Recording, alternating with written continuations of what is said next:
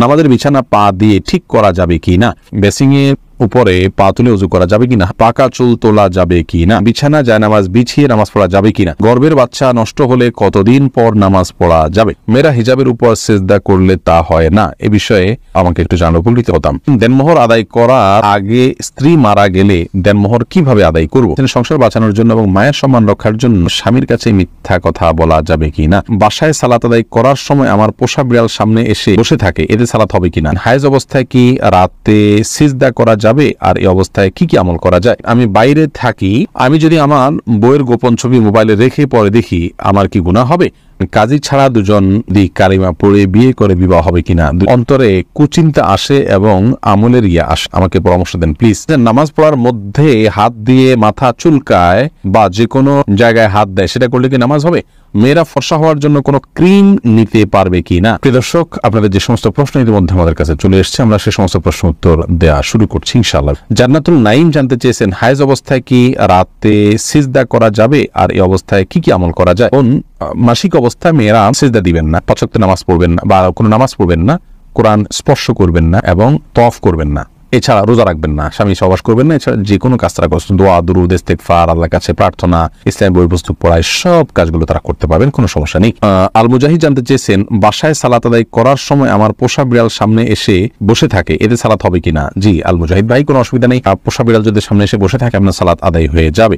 প্রিশিলা আহমেদ আপনি জানতেছেন, সংসার বাঁচানোর জন্য এবং মায়ের সম্মান রক্ষার জন্য স্বামীর কাছে মিথ্যা কথা বলা যাবে কিনা। সংসার বাঁচানোর জন্য যদি হয় তাহলে কথা ঘুরিয়ে বলবেন, সরাসরি মিথ্যা না হলে মিথ্যা কথাটাকেই এমন ভাবে বলবেন যে সত্যি মিথ্যা দুটি সম্ভাবনা আছে, একটু ঘুরিয়ে বলবেন, তাহলে সেটি জায়েজ হবে, কোনো অসুবিধা নেই। আর তাছাড়া স্বামী স্ত্রী একে অন্যের সাথে মিথ্যা কথা বলতে পারে, তাদের প্রশংসামূলক বা সংসার রক্ষার জন্য যদি একান্ত বাধ্য হন, তবে আবারও বলছি ঘুরিয়ে বলবেন, সরাসরি মিথ্যা নয়। এবারে মানসুর আলী জানতে চেয়েছেন, দেনমোহর আদায় করার আগে স্ত্রী মারা গেলে দেনমোহর কিভাবে আদায় করব। দেনমোহর করার আগেই যদি স্ত্রী মারা যান, আল্লাহ মাফ করুন, তাহলে এটা তো স্ত্রীর পাওনা ছিল, এটি আপনি স্ত্রীর ওয়ারিস যারা তাদের মধ্যে যার যতটুকু প্রাপ্য আছে সে হারে বন্টন করে দিতে পারেন, অথবা তার পক্ষ থেকে আল্লাহ রাস্তা দান করে দিলেন, যেন সব তিনি পেয়ে যান। সাইফুর রহমান সিয়াম জানতে চেয়েছেন, পাকা চুল তোলা যাবে কি না। পাকা চুল আপনার একটা বা দুইটা হয়, সেটা তোলা উচিত নয়, কোনো কোনো হাদিসে সেটি নিষিদ্ধ রয়েছে, বিশেষ করে নিজের বয়স লুকানোর জন্য অনেকেই কাজটি করে থাকেন, এটি না করাই উচিত। নীলুফার ইয়াসমিন মাইশা আপনি জানতে চেয়েছেন, সম্প্রতি একটা মাদ্রাসায় পড়া বোনের কাছ থেকে শুনেছি মেয়েরা হিজাবের উপর সিজদা করলে তা হয় না, এ বিষয়ে আমাকে একটু জানার উপকৃত হতাম। বোন, এটি ভুল কথা, যদি কেউ বলে থাকেন যে হিজাবের উপর সিজদা করলে সিজদা হবে না, কপালের উপরে হিজাব থাকলে সেখানে সিজদা করলে সিজদা আদায় হবে, কোনো অসুবিধা নেই, কোথাও নিষেধ নেই করা দিয়েছে যে কপালের উপরে কাপড় থাকলে সিজদা হবে না। তবে মুখমণ্ডল ঢেকে সিজদা করা উচিত নয় সাধারণ অবস্থায়, যেখানে অন্য কোনো পরপুরুষ নেই সেখানে আপনি মুখমণ্ডল না ঢেকে ওটা খুলে সিজদা করতে হবে। হাদিস স্পষ্টভাবে মুখমণ্ডল ঢেকে সিজদা করার পর নিষেধাজ্ঞা রয়েছে। আব্দুল মান্নান জানতে চেয়েছেন, আমি বাইরে থাকি, আমি যদি আমার বইয়ের গোপন ছবি মোবাইলে রেখে পরে দেখি আমার কি গুনাহ হবে। না ভাই, আপনার স্ত্রীর একান্তের বা আপনার একান্ত মুহূর্তের ছবি বা যে কোনো ধরনের ছবি ভিডিও আপনার কাছে থাকলে সেটা আপনি দেখতে পারেন গোপনে, কোনো অসুবিধা নেই, এতে আপনার কোনো গুনাহ হবে না। তবে মনে রাখতে হবে যে এতে তার প্রাইভেসি যাতে লঙ্ঘন না হয়, অর্থাৎ অন্য কারোর নাগালে যেন এটি চলে না যায়, সেজন্য প্রোফাইল লক দিয়ে বা বিভিন্নভাবে সেটিকে আপনার নিরাপদে সংরক্ষণ করতে হবে, আপনি দেখতে পারেন, কোনো অসুবিধা নেই।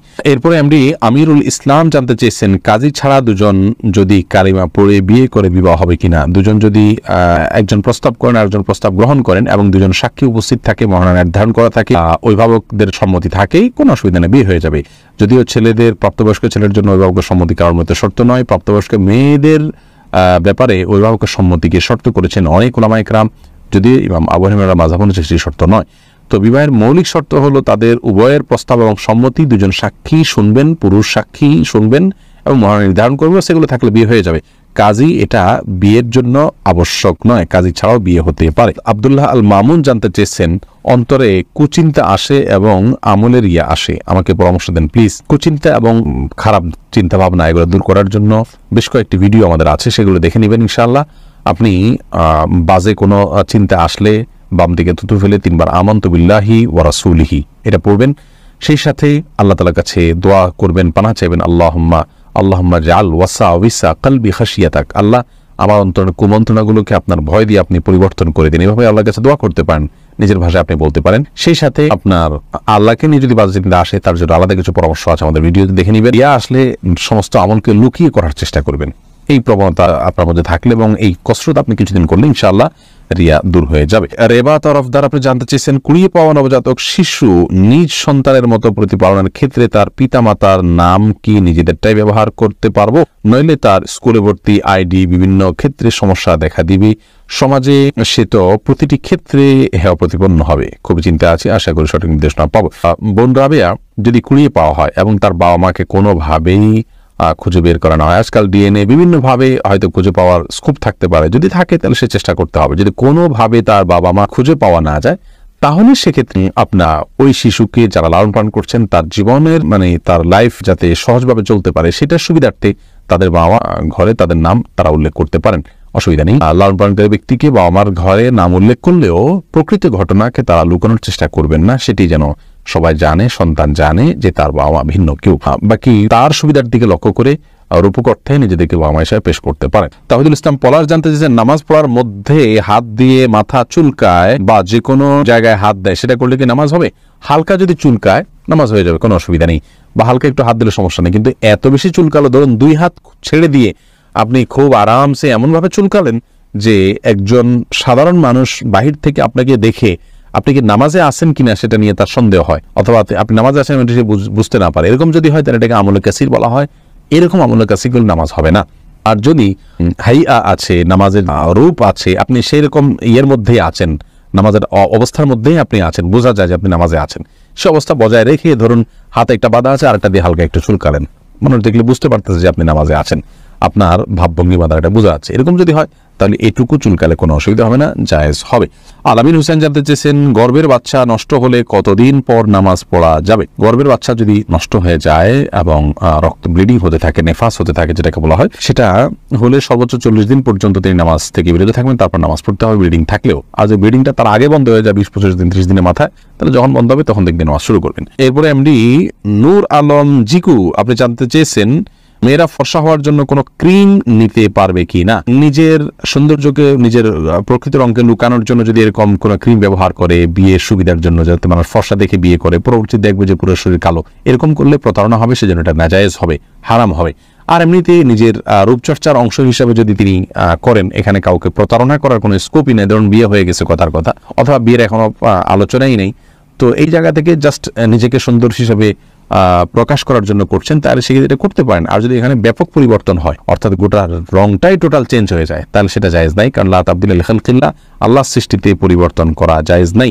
আলেয়া খানম জানতে চেয়েছেন, বিছানা জায়নামাজ বিছিয়ে নামাজ পড়া যাবে কিনা? বিছানা জায়নামাজ বিছিয়ে নামাজ পড়া যাবে, কোনো অসুবিধা নেই।